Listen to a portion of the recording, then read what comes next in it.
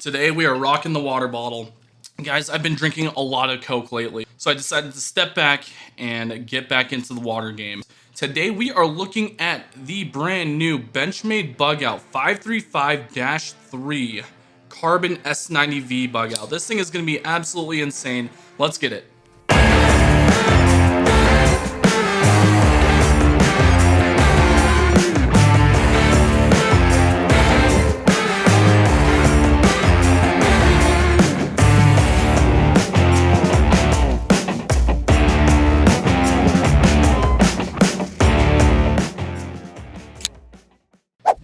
What's going on, guys? Welcome back to Everyday Minimalist. My name is Brandon, and today we are checking out the brand new Benchmade Bugout 535-3 carbon fiber variant with S90V blade steel. Now, in this video, we're not going to go over all of these specifications and all that stuff.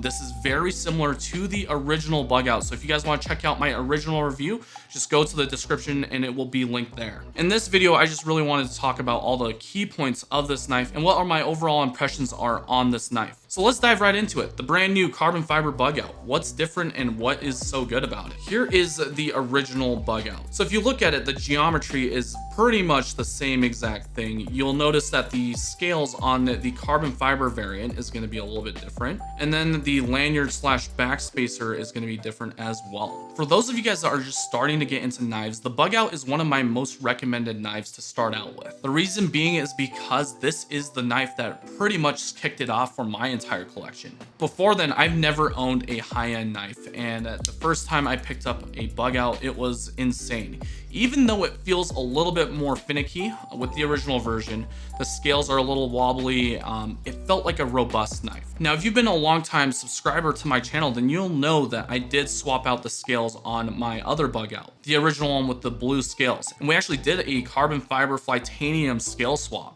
The funny thing is, with the new carbon Bugout Benchmade has just released, this is a one-to-one comparison of what I expected out of the Bugout when I did the scale swap. It still hosts the blue accents, which is fantastic in my opinion, but the carbon fiber scales are what makes this thing way different than the original Bugout, even the CF Elite Bugout. The cool thing about these scales are they are very well machined. I mean, it feels great in the hand. You don't really feel those sharp edges at all because they're rounded off. With my experience of Benchmade's carbon fiber, it's been fantastic. The other knife that I do own that has a carbon fiber setup is going to be the Super Mini Freak, and they just do a really damn good job at finishing up on their carbon fiber. You do have more of a matted texture, which is fantastic. I love that with carbon fiber, and it does feel very robust. There's absolutely no scale play whatsoever. I feel like you can drop this off of a 400-foot building and this will be able to survive it. I'm not saying the original Bugout won't survive that, because it probably will, but it just feels like quality inside the actual scales.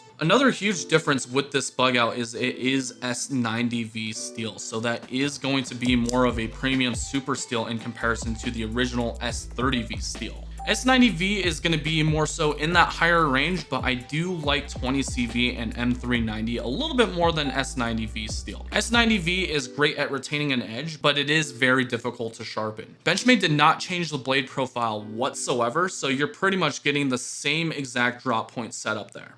Now, in terms of action, this thing does feel a lot better than the original Bugout. Even though my original Bugout is super smooth, the new Bugout sounds amazing. So this guy is super smooth as well. It does give it that really nice, I guess, gritty. I'm not sure if you should even call it gritty type of sound. Let me just kind of give you guys an example. So here's an example of the original Bugout. And here's the new Bugout. It just sounds fantastic. I'm one of those guys that is kind of weird about the sound that the knife produces. I mean, for example, here's the Benchmade Anthem.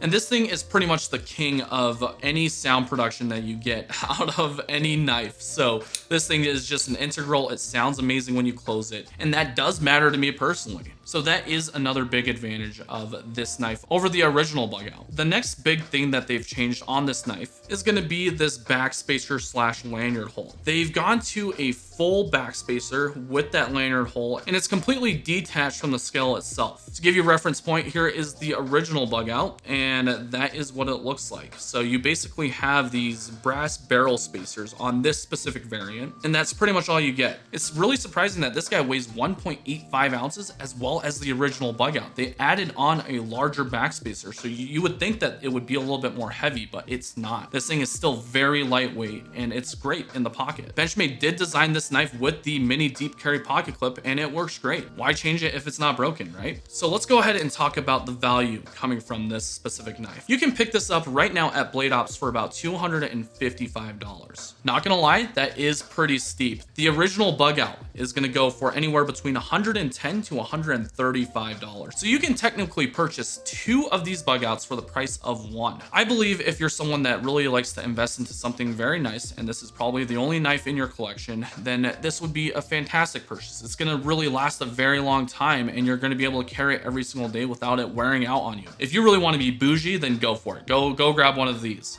If you are a huge Bugout fan, then absolutely, this is a fantastic purchase. Just add it to your collection. It is a really damn good looking knife. But if you are an enthusiast and you understand what M390 or 20CV is, I don't think this is going to be worth it. To give you a reference point, my Urban EDC F5.5 was about the same price as this guy. And that was for the titanium variant, so pretty much the top of the line. And that gets a lot more attention than the brand new Bugout would. I mean, it's going to look fantastic in pictures, work on a daily basis if I were to use it. It just doesn't really intrigue me as much as the F5.5. So would I add this to my personal collection? Honestly, I would add it for the overall design because it looks really slim and sexy, and it's great for a lightweight carry, but I wouldn't put it in the collection because I have so many knives rotating through. So you guys are gonna be the ones that are gonna have to decide if you wanna pick this up or not. Do I like the aesthetics? I absolutely love the aesthetics of this knife. Do I like the action? Yes, it's amazing. Do I like the price? No, I absolutely hate the price. But if you can fork out an extra $100, then go for it. Go pick this guy up. There you guys go. The brand new 535-3 Benchmade Bugout in carbon fiber and S90V. Oh, and we got a brand new knife in the collection. This is the Vero Impulse. I am so ecstatic to have this in the collection. Shout out to my boy, Captain Ricky. Go follow him on Instagram. He traded me one of my knives for this fantastic knife. I'll be diving into this in a full review probably next week, so you guys stay tuned. If you haven't subscribed to this channel already and enjoy EDC/knife content and soon to be overland content, then feel free to hit that subscribe button and ring that bell icon so you know when that next video is live. Aside from that, guys, thank you so much for spending your time today with me, and we'll catch you on the next one. Peace out.